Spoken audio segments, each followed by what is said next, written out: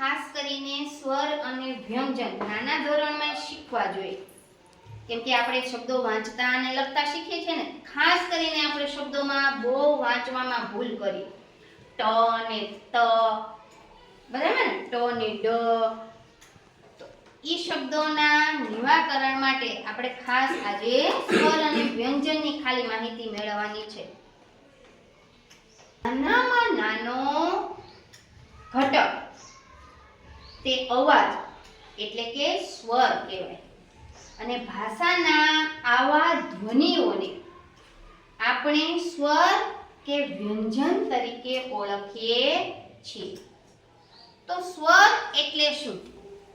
સ્વર એટલે મોઢામાંથી નીકળતો અવાજ. આપણે જે કાંઈ શબ્દ બોલીએ છીએ એ બધાય શબ્દો આપણે મોઢામાંથી જ નીકળે છે ને, પણ એની બોલવાની જે રીત છે એ જુદી જુદી હોય.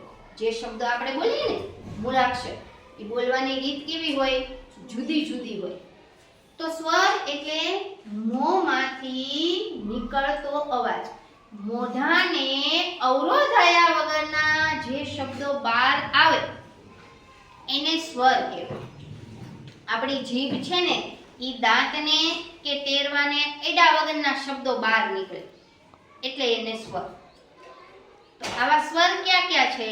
તો હું બોલું, મારી સાથે તમારે બોલવાનું છે અને સાથે સાથે જોવાનું છે. ખરેખર આવું સાચું છે કે ખોટું? આપણે જોવાનું છે. ચાલો. અ આ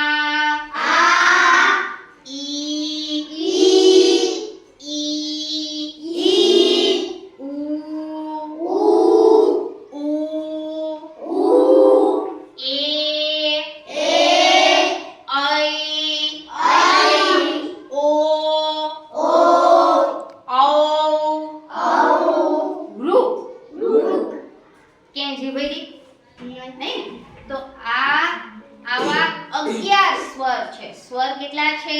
11. હવે આપણે લઈએ કે વ્યંજન. તો કે વ્યંજન એટલે કે મોં અને નાકમાંથી પસાર થતો અવાજ. મોં અને નાકમાંથી પસાર થતો અવાજ એટલે કે જે શબ્દો મોઢાને અંદર અવરોધાય અને બહાર આવતો હોય.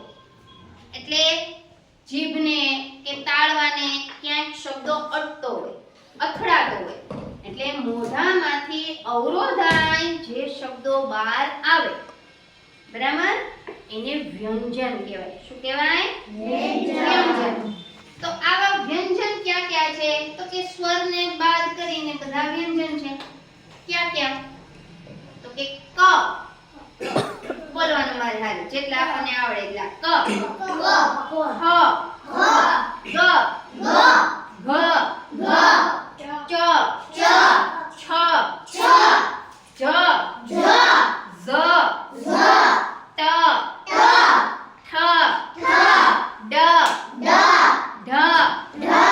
ણ, ત, ત, થ, દ, ધ, ણ, ત, થ, દ, ધ, ન, પ, ફ, બ, ભ, મ, ય, ર, લ, વ, શ, છ, સ, હ, અળ. આ બધાય વ્યંજન છે. ક્યાંક ને ક્યાંક શબ્દો છે, જીભ છે, એ આપણે ક્યાંક અથડાય છે. માર્ક કર્યું? તો આ બધાયને કહેવાય વ્યંજન. હવે ધારો કે આપણે બારાક્ષરી બોલીએ છીએ ને, ક બોલીએ એટલે ક ની સાથે અ જોડાય.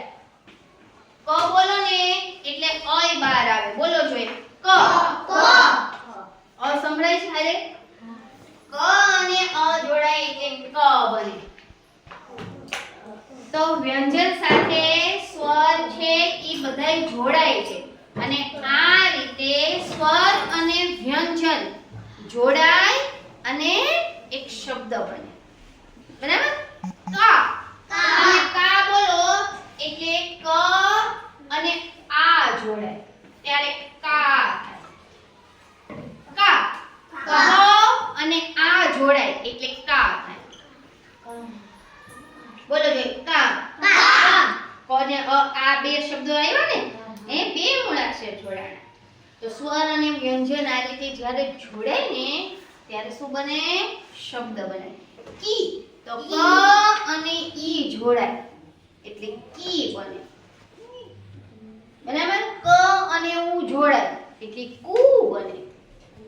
ક અને એ જોડાય એટલે કે બને.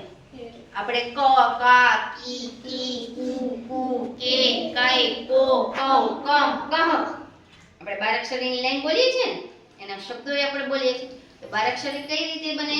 શબ્દો કઈ રીતે બને? આ રીતે સ્વર અને વ્યંજન છે એ જોડાય છે અને એ શબ્દ બને છે. આ રીતે